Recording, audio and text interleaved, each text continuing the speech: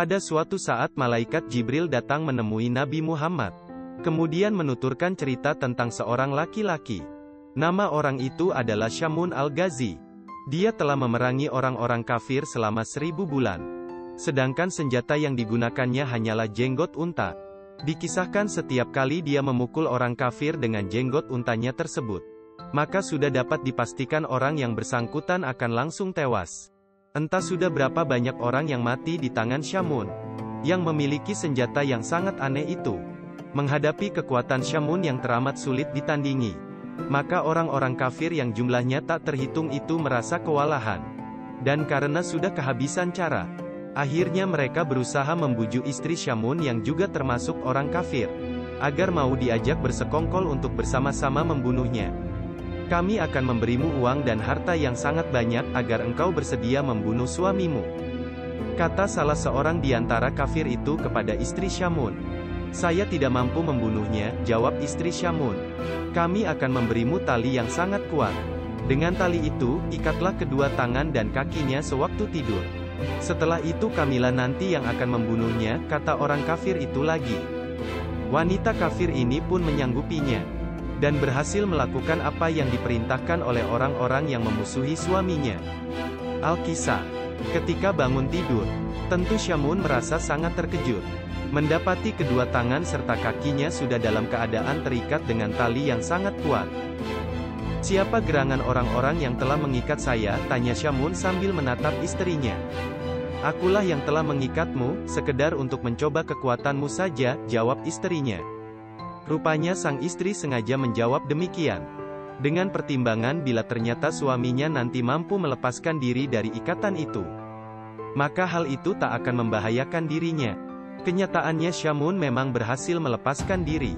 Tak berhasil dengan cara itu, orang-orang kafir itu kemudian datang lagi sambil membawa rantai yang sangat kokoh. Istri Syamun lagi-lagi menyatakan kesediaannya untuk melakukan apa yang dikehendaki oleh mereka. Dan berhasil. Ya, suaminya diikat dengan menggunakan rantai tersebut. Siapakah orang yang telah mengikat saya dengan rantai ini? Tanya Syamun kepada istrinya, saat terbangun dari tidurnya. Saya yang melakukan itu, sekedar untuk menguji kekuatanmu, jawab istrinya. Maka Syamun pun lalu menarik tangannya. Dan seketika rantai yang membelenggu tangan serta kakinya langsung terputus. Hai istriku, saya adalah seorang wali Allah. Tak ada seorang pun yang akan sanggup merontokkan kekuatanku, kecuali rambutku ini. Jelas Syamun. Perlu diketahui, laki-laki yang dianugerahi karama luar biasa oleh Allah ini, memang memiliki rambut yang sangat panjang. Disitulah rupanya letak kekuatannya. Kisah inilah yang menginspirasikan kisah Samson. Istri Syamun pun menyimak baik-baik apa yang dikatakan oleh suaminya itu. Malam harinya dengan nekat dia kemudian memotong rambut Syamun selagi Syamun sedang tidur, dan mengikatnya.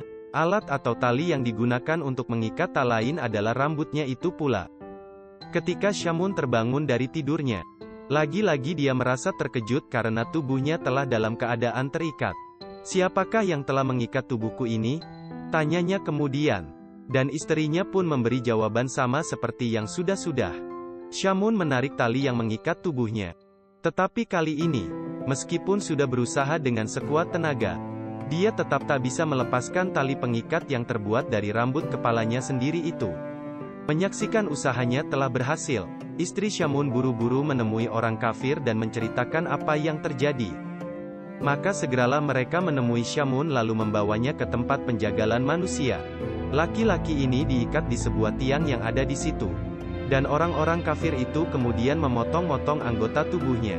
Dengan sadisnya mereka mencungkil matanya, memotong kedua tangan dan kakinya, telinganya, lidahnya, bibirnya, dan lain-lain. Namun Allah tak membiarkan seorang walinya menderita seperti itu terlalu panjang. Dia lalu berfirman kepada Syamun, apakah yang engkau kehendaki Syamun?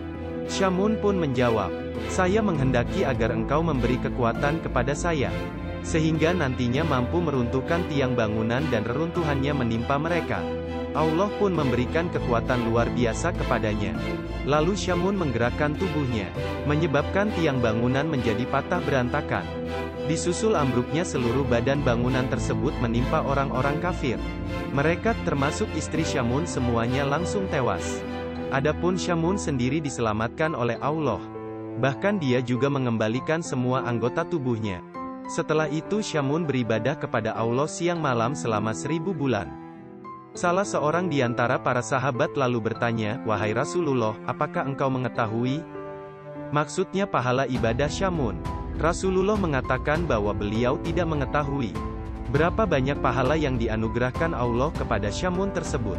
Oleh karena itu maka Allah kemudian menurunkan surat Al-Qadar melalui malaikat Jibril. Pada surat ini Allah menjelaskan bahwa ibadah yang dilakukan seseorang pada malam Qadar, salah satu malam di bulan Ramadan, itu adalah lebih baik dari ibadah yang dilakukan selama 1000 bulan. Kisah ini disarikan dari kitab Durratun Nasihin.